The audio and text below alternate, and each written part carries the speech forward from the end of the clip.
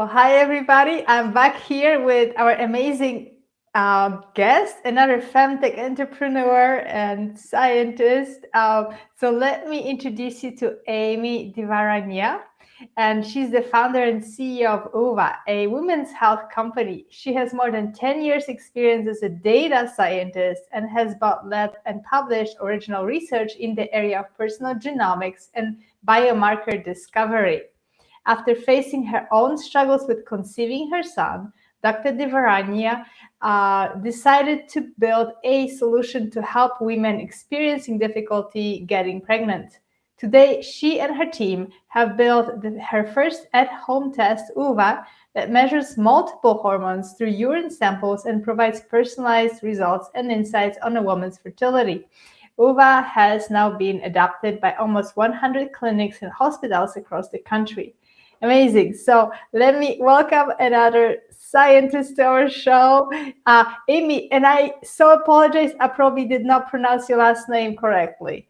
No, you did perfect. It's Divaraniya. You did a great job. Oh, good. Okay. Thank you so much. I appreciate it. Well, beautiful. Thank you so much for joining us.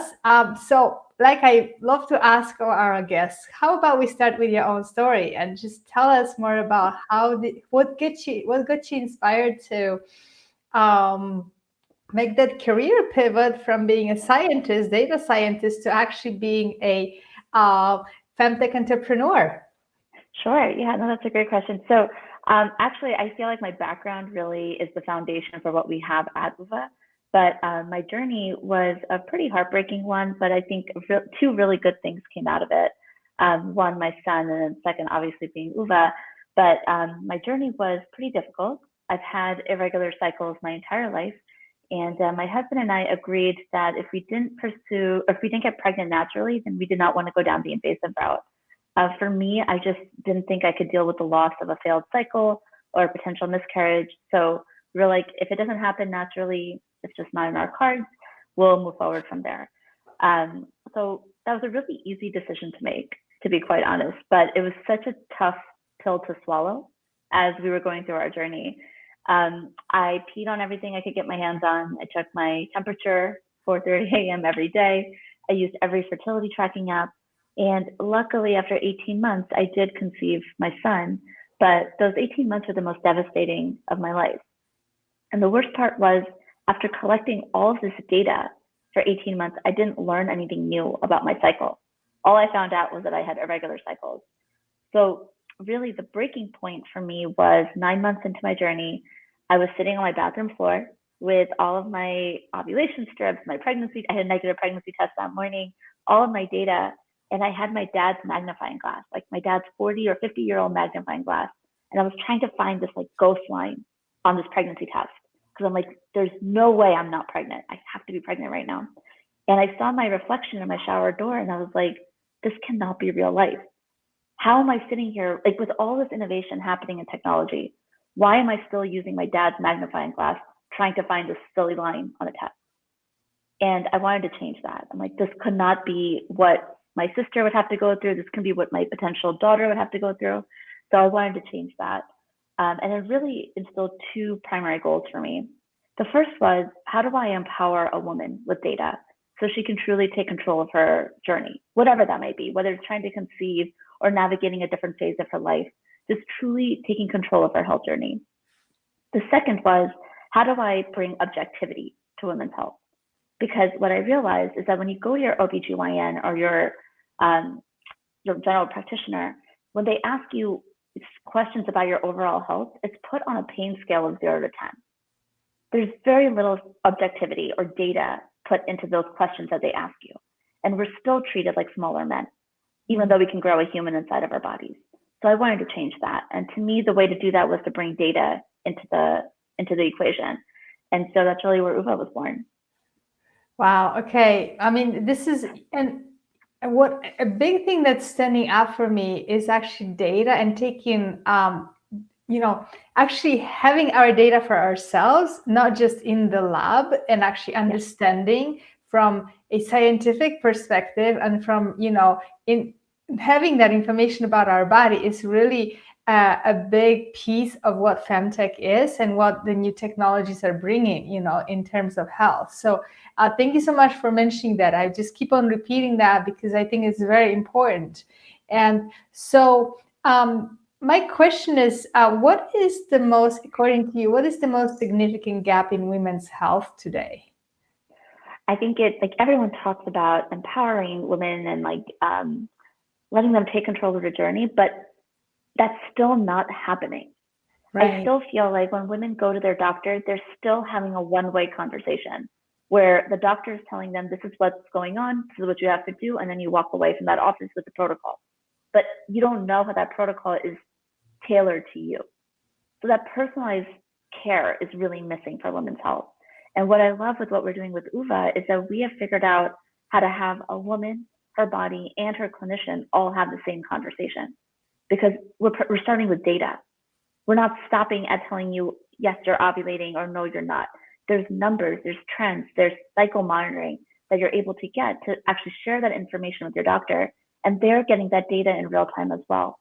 So when you're having that conversation, you're looking at the same data, and for you as a woman, it's in a way that you can understand it. It's not just a bunch of numbers, it's contextualized. And for the doctor, it's in a way that they understand it, which is numbers and trends. So I think what we're trying to bridge the gap on is how to have these two parties actually speak in a meaningful way. And until we can really have more companies and more tools doing that, we're not going to see drastic change. So I'm actually quite proud of our team for kind of forging the way to having both parties being in the same conversation for once. Mm-hmm. Okay, be the part of the conversation and not just the recipient or the patient, so to say. Mm-hmm. So let's delve into hormone tracking, understanding our hormone levels. Why is it important, first of all? Well, everyone's different, right? So all these things that we're trying to detect in our bodies, like, am I ovulating? Did I release an egg?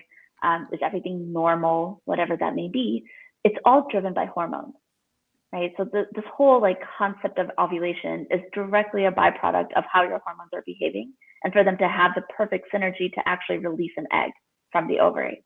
If you're not having that correct balance for your body, you won't release an egg because there's something else going on that's taking priority, mm-hmm. right? So really understanding what your hormones are doing is critical to taking control of your journey.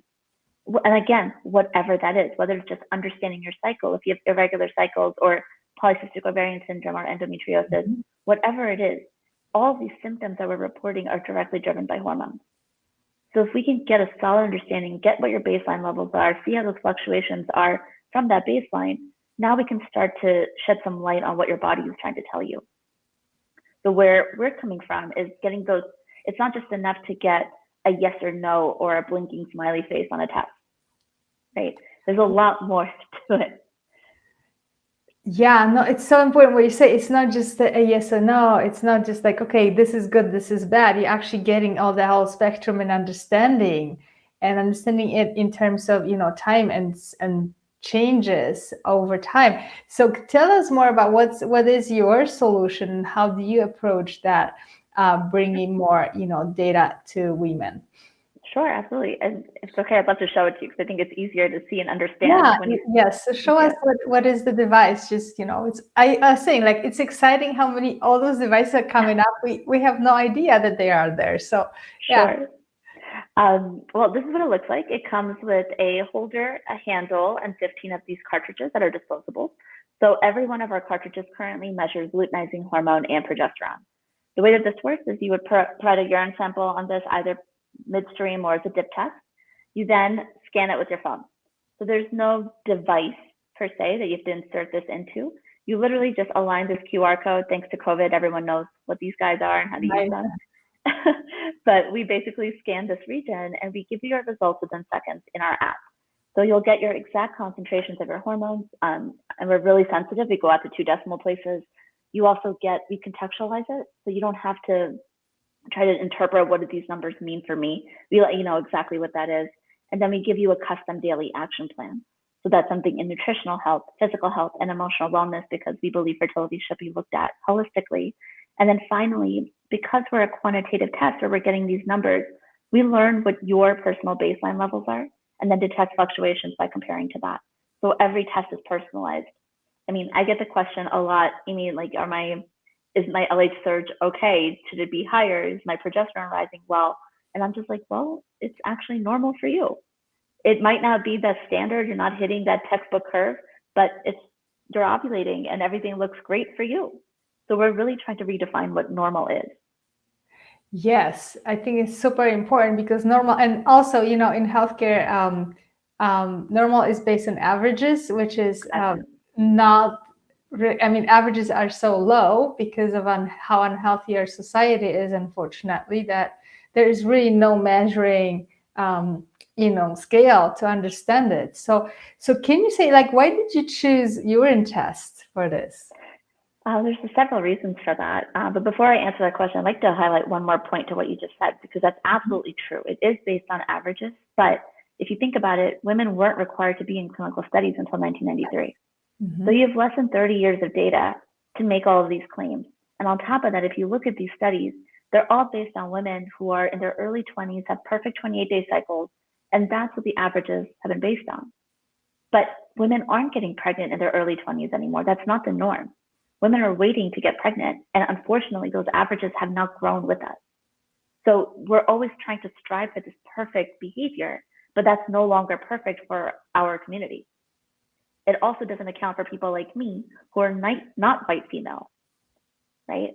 Very rarely are South Asian women or any other demographic included in those studies. So it's really hard to figure out like what actually is normal for me. Right? Yeah. So sorry, I'll go back to your question. I'll get off my soapbox for a second. So why did we pick urine tests? There were several reasons for that. It was really important to me that the test was non-invasive. So we kind of nixed blood out of the equation because the only way to get a blood draw right now is to go into a clinic. And I didn't want that to be part of our equation. And also some of the hormones that we're planning on adding to our portfolio are not very accurate through a finger prick. So we didn't want to even go down that road. Saliva was another thing we evaluated, but we found that urine was actually significantly much more predictable. And as messy as people think urine is, you can filter out very nicely the things you don't care about and focus on the things you do care about. So we ended up sticking with urine. And the other big factor was, and this was kind of a fun urine user test that we did. I have a few advisors on our company that are male, right? And so we were all in a conference room one day, and I was like pitching this idea for UVA. I had all these ovulation sticks and pregnancy tests that I brought in. They were on the table. So they started opening up the boxes. The women know exactly what to do. They grabbed some tests and they went to the bathroom. The guys are sitting there with instructions, trying to figure out like how do we use these things. And I was like, women just know how to use a urine test, so we're gonna stick with this. Yeah, and you mentioned like you spend a lot of time peeing on sticks, right? And probably a lot of women have with not much results. So can you please remind us again, like what are the hormones that can be measured with UVA? So we measure luteinizing hormone and then PDG, which is metabolite of progesterone. Okay, so say more like about those hormones and how it helps. And you said that you are trying to add on to that portfolio as well. So how about we talk a bit about, the hormones that you are able to measure and what significance they have? Sure. So right now, each one of our test strips measures both hormones in one. So it's a technology called multiplexing. So basically, any strip that you pee on for UVA, you're going to see 1, 2, or 3 lines that show you your levels for luteinizing hormone and progesterone. Now, why are they important? So luteinizing hormone is really critical for identifying your most fertile days. So we're all taught how not to get pregnant, right? Like if you have sex, you're going to get pregnant. That's actually not the case. And I can't tell you how many times I wanted to go back in time during my journey and be able to shake my health teacher going, that's not true. You don't get pregnant every time you have sex. So in a specific cycle, there's only 3 to 5 days that you actually can conceive. And so what we do with the luteinizing hormone is we try to optimize and tell you what those 3 to 5 days are, so you increase your chances of conception. Now, with progesterone, that's really critical because that's actually not going to be present in like post-surge unless if you released an egg that cycle. So for women who are a little bit older trying to conceive, which is the norm, they may not release an egg every cycle. So it might be an anovulatory cycle, which is what it's called. And you want to know if you've been having intercourse on the right days. Am I not getting pregnant because somehow I'm missing my days, or is it because I'm not releasing an egg? So UVA actually gives you that confirmation that you did or you did not release an egg as well. And what we're finding, which is really interesting, is that 46% of our users are actually above the age of 34. And if you look at the definition of advanced maternal age, they fall under that category. And they're also 2.4 times more likely to have an anovulatory cycle. So it is a pretty hefty occurrence that's happening in women that are a little bit older trying to get pregnant. So you want that confirmation. Okay, great. So with obviously UVA came out of your own journey of trying to conceive, but does it also support women in other stages of life, other cycles of life, and also, how can it help women who maybe are not trying to conceive but wanting to know about their hormone levels? Yeah, so women are really smart, and they find ways to use data in ways that are productive for them. So right now, because we're a startup, you have to be so laser focused on one type of customer that you're focusing on. So that's the trying to conceive group, because we really felt like we could make an impact in this community. But with the way that we measure these hormones, what women are doing is they're actually using UVA after they get the positive pregnancy test to make sure the progesterone is staying elevated, because they've had a history of miscarriage. So they want that peace of mind that my progesterone is actually staying up. And if it starts to dip, I'm going to go to my doctor right away. Right? So it's that beautiful peace of mind. The other use case that we have is in our app itself. When you register, you actually select what fertility goal you have. Is it trying to conceive or just understanding your cycle? And that the point there is for women who have irregular cycles or some reproductive disorder, or are just trying to family plan and see, is everything normal? So when we're ready to have kids, we don't have to worry too much. We have a ton of women using it that way just to figure out what's going on and are they ovulating or not. Now, what UVA's broader vision is to be a woman's companion throughout all the different phases of her life. Trying to conceive is really the shortest phase of any woman's life. You spend more time probably avoiding pregnancy and then dealing with life after pregnancy than you do trying to get pregnant, right? So we are looking at ways to actually expand our use case to be beyond just trying to conceive and into those other two worlds that I just mentioned. Mm-hmm. So how can actually knowing about your hormones support women who maybe are not cycling anymore? I mean, wouldn't you want to know that you're actually not cycling and you're not losing your mind? And these symptoms are actually driven by the fact that you're not cycling. We have so many women that, because we allow women to let us know, do you have any known reproductive disorders? Have you gotten any diagnoses? And so many of our women that are of advanced maternal age are telling us that they're perimenopausal. But when they start using UVA, we're seeing that they're still cycling. It's just irregular. And it's become a norm, I think, for clinicians to actually diagnose women with perimenopause if they're above a certain age and they have irregular cycles. But all they have is irregular cycles and they're just a little older. That doesn't mean automatically that they're perimenopausal. So I think there's a lot of fear that's being instilled in women just because there isn't enough data or understanding of all these different phases that we go through. Awesome. So, for example, if what else can it say to you if you start to have this very irregular cycle? You're a certain age, and you now seeing that it doesn't mean necessarily that you're in menopause. What else can that mean? Well, so from UVA's standpoint, we won't tell you that you are perimenopausal or you have PCOS. From your understanding. Mm-hmm. So because we work with clinicians, what we're able to do is actually use them as a layer. So if you work with an UVA provider, and I think you said that we have almost 100, but we actually signed on our 101st clinic last week. Wow. So it's growing. Thank you. It's growing pretty quickly on that front. But one thing that we're able to do is actually tell our clinicians, or flag to them something looks off here, and then they can use their training to actually diagnose the patient. So we're able to detect irregular cycles. We're able to detect luteal phase defects. We're able to tell if a woman has signs of PCOS, but we won't tell the patient that. This is all coming from our machine learning and our AI that actually able to make those estimates or those recommendations for the clinicians to dig into more. Right. Okay. So you basically, what I'm seeing, that you go into a clinician already equipped with this data, this information, and they are starting to treat you more seriously. And they actually, taking your concerns as real because there is numbers in front of them, right?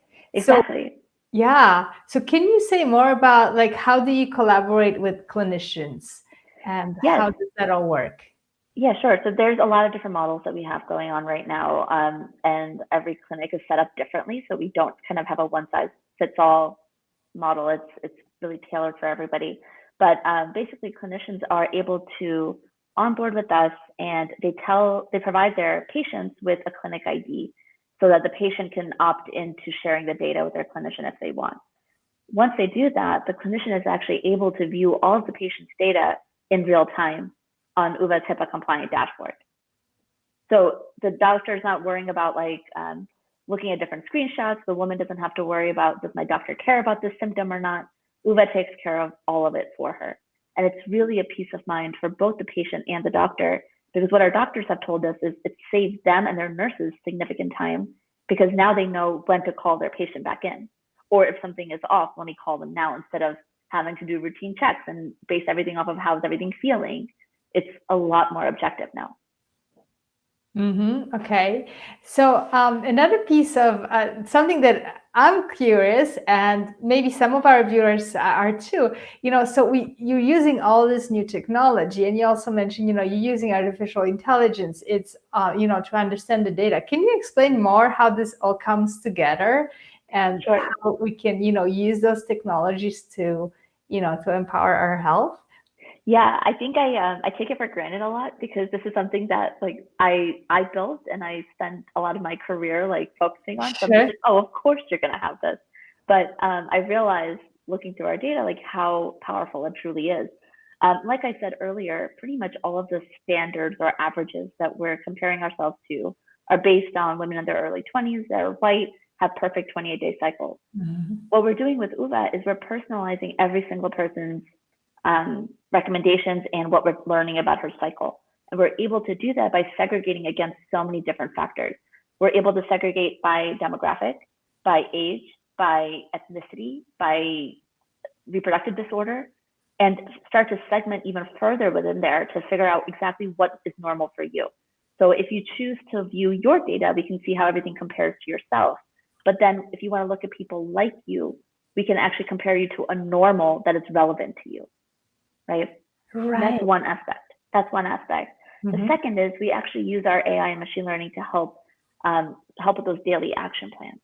So all of these symptoms that we experience throughout our cycle are very much driven by how our hormones are behaving.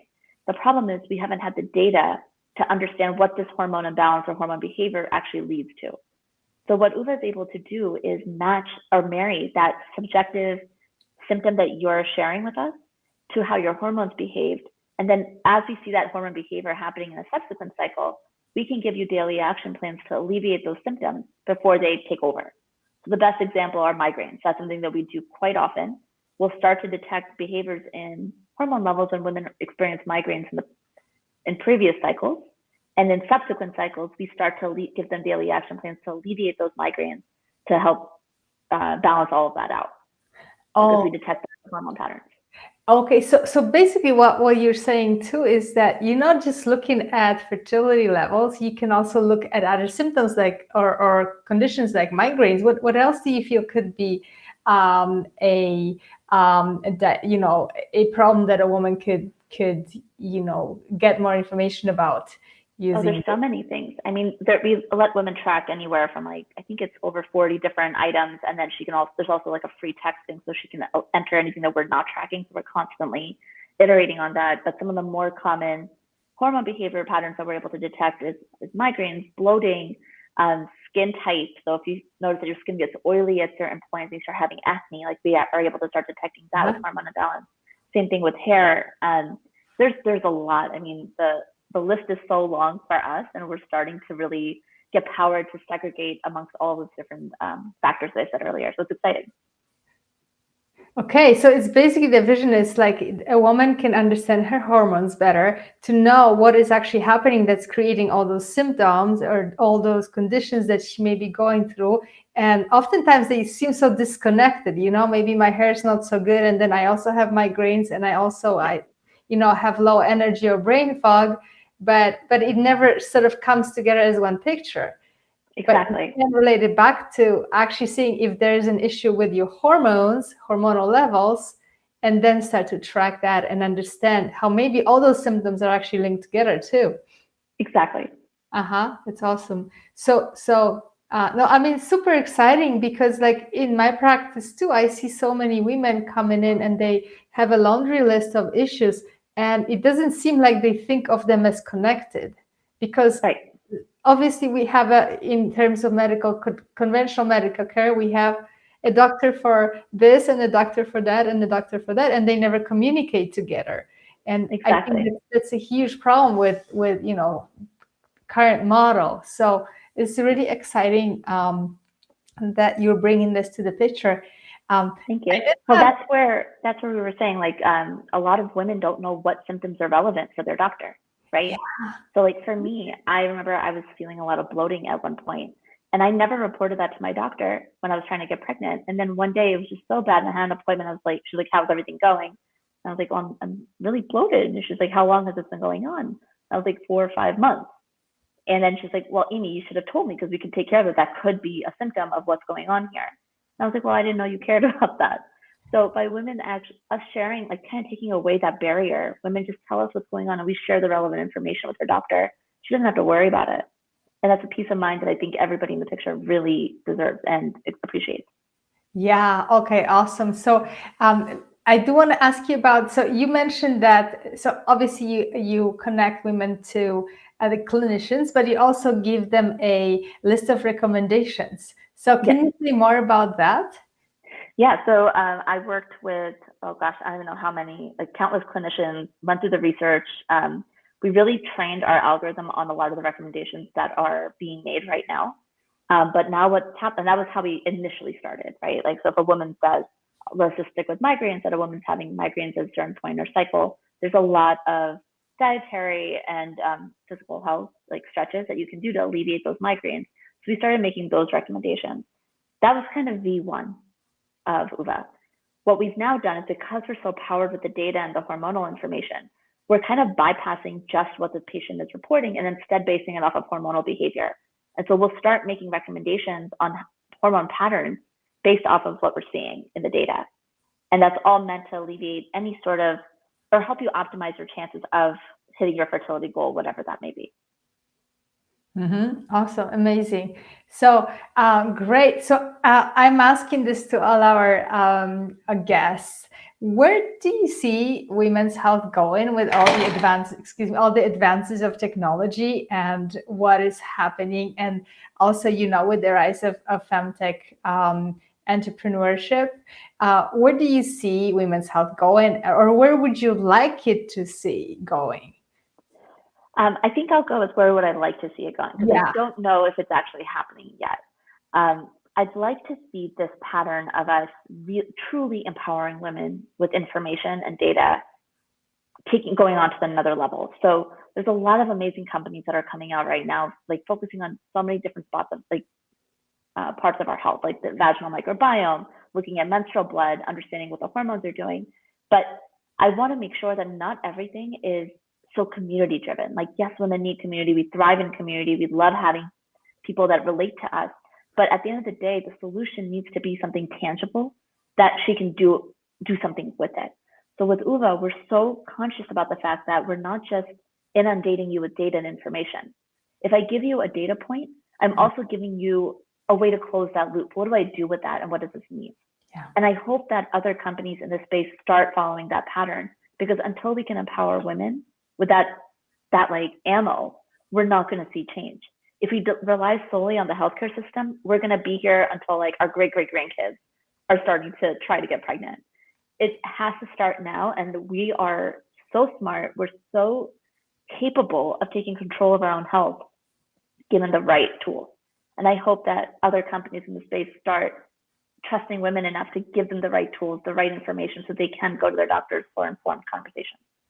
Yes, right. Because it's not, if you give a piece of data to somebody who is not a trained data scientist or is not a trained clinician, it really is not meaningful at all. Right. So we need to know, what are the next steps. But we need, Yep. I feel like we need both pieces in our head, Of course. right? Yeah. So I think what we do is quite well, like everything that the patient receives, she doesn't have to be clinically trained. It's written in very layman's terms so that she knows, okay, I ovulated, I did not, I have low ovulation today. Like it's very clear for her. Mm-hmm. But on the flip side, when the clinician sees that same data, it's written in their language, right? Right. Mm-hmm. I think that's what's missing. And I hope more and more companies start to embrace that aspect. Mm-hmm. Yeah, so there's the collaboration part that we have to use all the resources and not discard something, and especially not discard existing conventional healthcare, because doctors, I mean, they are amazing. I think they're just, the system is wrong and it's faulty. So many doctors are just doing incredible job. And so just want to say that too, because sometimes it may sound like we're complaining about, what's happening with healthcare, but it's not true. It's really opening, I think opening communication lines is really important. Agreed. Yeah. I mean, it's a system. It's not a doctor or a type of practice. It's a system. So It's hard to change a system, but if you start modifying the players, then you'll start to see change on the overall system. Okay, beautiful. So Amy, is there something you want to leave us with, a word of, inspiration or something that, you would say to a woman, maybe like, this is the first thing, like take this step and go from there? Yeah, I guess so. If you're on a fertility journey right now and you're trying to grow your family, accept the fact that it is a roller coaster. And something I wish someone had said to me during my journey was, show yourself some grace. You didn't ask for this. You don't deserve this. This is not something that you're being punished with. It's just how your cards were kind of dealt, and you have to figure out a way forward. So just show yourself some grace. Don't sit there and curse every decision you made. You didn't ask for this and you don't deserve it. But there is light at the end of the tunnel. There's a lot of solutions out there to help you get there. Beautiful. Thank you so much, Amy. Thank you for that. And thank you for coming on the show. I think that, we've learned so much. I've learned so much from you, even in this short conversation. And I'm really excited about where UVA is going and how you're going to be expanding and helping more women. And thank you, everybody, for coming on the show and watching. And if you want to get in touch with Amy, I know she has a special offer. And so all you need to do is text Amy D. So it's just like Amy's first name and the first letter of her last name, Amy D, to 740-908-8425. It's our number. And you're going to get that right on your phone. Or watch out for the evening email today where we're going to send the links. And so you can access it that way as well. So beautiful. Well, thank you again, Amy. It was a pleasure connecting with you. And I want to encourage everybody to jump on our Q&A show, which is going to be starting at 3 p.m.